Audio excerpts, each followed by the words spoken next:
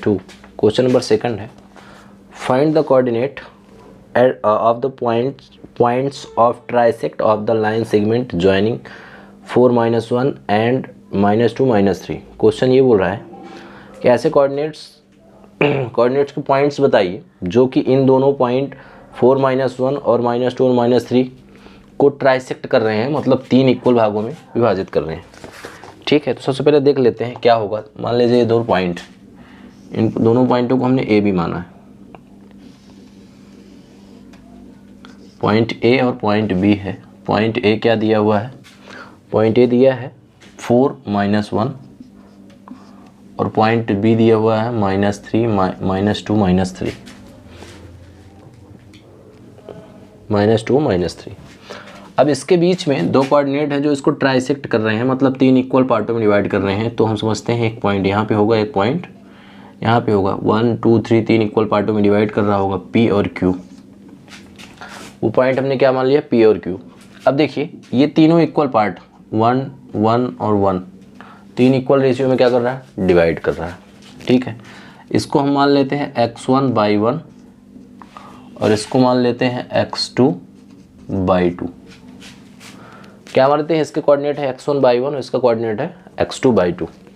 अब सबसे पहले देखते हैं हमें पॉइंट क्या दिया हुआ है। इन दोनों के हमें पॉइंट वैल्यू निकालनी, कोऑर्डिनेट निकालने कि p का कोऑर्डिनेट क्या होगा और q का क्या होगा। सबसे पहले हम देखते हैं पॉइंट a की वैल्यू दिया हुआ है 4 -1 और पॉइंट b की वैल्यू दिया हुआ है -2 और -3। ये दो पॉइंट दिए हुए हैं। ठीक है, अब इनके बीच का सबसे पहले तो हम p का देखते हैं कि p का क्या कोऑर्डिनेट होगा।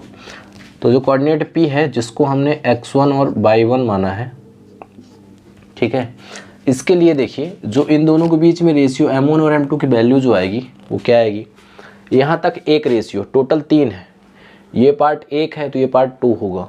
ठीक है, तो यहाँ से इनके लिए m1 और m2 की जो वैल्यू होगी, m1 रेशियो जो m2 होगा वो होगा 1:2, क्योंकि ये वाला पार्ट एक रेशियो कहलाएगा, दूसरा पार्ट ये कहलाएगा। दो पार्ट तीन पार्ट इक्वल है, तो एक पार्ट हो गया तो इधर 2 पार्ट बचते हैं और ये 2 पार्ट मिला के क्या हो जाएंगे, दोनों का रेशियो क्या बनेगा, 1:2। अब हमें यहाँ से m1 और m2 की वैल्यू निकल गई, तो हमें इसके कोऑर्डिनेट निकालने में आसानी हुई। क्यों, क्योंकि सबसे पहले x1 की वैल्यू हम निकालेंगे। तो इसके लिए क्या हो जाएगा, formula m1 into x2 plus m2 x1 upon m1 plus m2। फिर y कोऑर्डिनेट के लिए क्या हो जाता है, same m1/2 plus m2/1 upon m1 plus m2। ठीक है, अब इसको सॉल्व कर लेते हैं। सबसे पहले ये x1 की वैल्यू हमें यहाँ पे ये इन दोनों के बीच का निकालना है। तो यहाँ पे m1 हमारे लिए 1 हो जाएगा, 1 इंटू x2 की वैल्यू -2 प्लस 2 इंटू x2 की वैल्यू क्या हो जाएगी, x1 की वैल्यू 4 अपॉन 1 + 3। जब इसको हम सॉल्व करेंगे तो क्या निकलेगा, देखिए ये हो जाएगा -2 और ये +8 अपॉन 3, तो ये हो जाएगा 6/3। तो इसकी वैल्यू क्या आ जाएगी, 2। क्यों, क्योंकि -2 और 8 तो क्या बचा, 6/3 2 आ गया। तो यहाँ से x की वैल्यू क्या निकली, 2। अब यहाँ से x1 की, यहाँ से हम y1 की वैल्यू निकालते हैं। तो m1 हमारा 1 है और y2 -2 है, -3 है, प्लस m2 2 है और y1 है -1 अपॉन 1 + 2। ये हो जाएगा -3 और ये हो जाएगा -2 अपॉन 3। सॉल्व करने पे क्या आएगा, -5/3। ठीक है, तो यहाँ से हमारा P1 का कोऑर्डिनेट क्या निकलता है, जो P1 है, जो P था उसका कोऑर्डिनेट क्या निकलता है, देखिए 2 -5/3। ये हमारा P1 का कोऑर्डिनेट निकल के आता है। ठीक है, सेम इसी प्रकार हम P2 का भी Q का निकालेंगे। Q का, अब Q के लिए जो M1 और M2 है वो चेंज हो जाएंगे। कैसे, क्यों, क्योंकि Q जो है इसका रेशियो यहाँ तक और ये बचेगा, तो इसका रेशियो 2 हो जाएगा और इसका रेशियो मतलब M1 2 हो जाएगा और M2 जो है वो 1 बचाएगा। यहाँ से देखिए Q के लिए कोऑर्डिनेट Q मतलब x2 एंड बाई 2 के लिए क्या हो जाएगा m1 रेशियो m2 जो है क्या हो जाएगा 2:1। क्यों? क्योंकि ये वाला पार्ट 2 हो जाएगा और ये वाला पार्ट 1। अब यहाँ से हम x1 x2 और बाई 2 की वैल्यू निकालते हैं।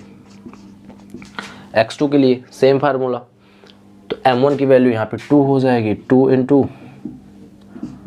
-2 plus 1 into 4 upon 1 plus 2। Solve करेंगे इसको तो देखिए क्या हो जाएगा, -4 प्लस 4 अपॉन 3, तो ये आ जाएगा 0। 0 अपॉन 3 की वैल्यू क्या आएगी, 0 ही आएगी।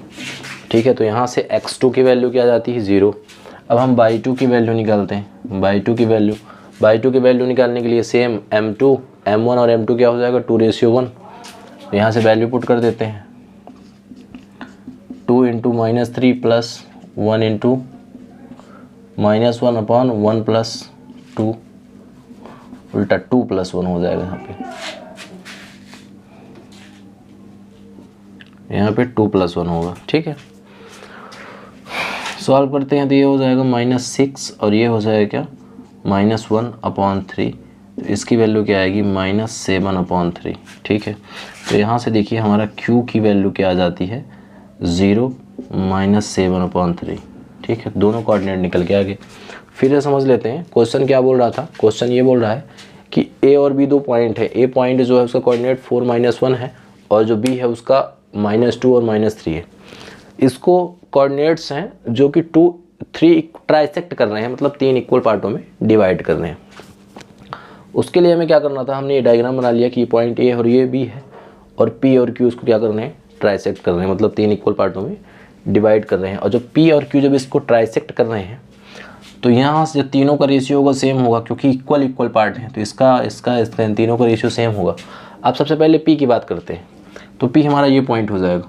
अब जब ये पॉइंट हो जाएगा तो हमारा AP और BP इन दोनों के लिए जो रेशियो बनेगा, तो ये पार्ट 1 हो गया और ये 2 पार्ट है, इसलिए जो M1 और M2 का जो रेशियो बनेगा वो क्या बनेगा, 1:2। उसके बाद फार्मूला है ही x की वैल्यू निकालने के लिए m1 x2 plus m2 x1 upon m1 plus m2। By के लिए होता है बाई के लिए होता है m1/2 plus m2/1 upon m1 plus m2। दोनों फार्मूले से हमने दोनों के कोऑर्डिनेट निकाल लिए। इसको हमने x1/1 माना था, इसको x2/2, तो x1 इन दोनों में वैल्यू पुट करके x1 की वैल्यू निकल आई और y1 की वैल्यू निकल आई। ठीक है, फिर उसके बाद x2 और y2 की वैल्यू निकली। तो यहाँ से कोऑर्डिनेट क्या निकला, कोऑर्डिनेट P का कोऑर्डिनेट निकलता है 2 - 3/5 और Q का कोऑर्डिनेट क्या निकलता है 0 - 7/3। तो ये दोनों कोऑर्डिनेट निकल आए, यही निकालना था, सॉल्व हो गया।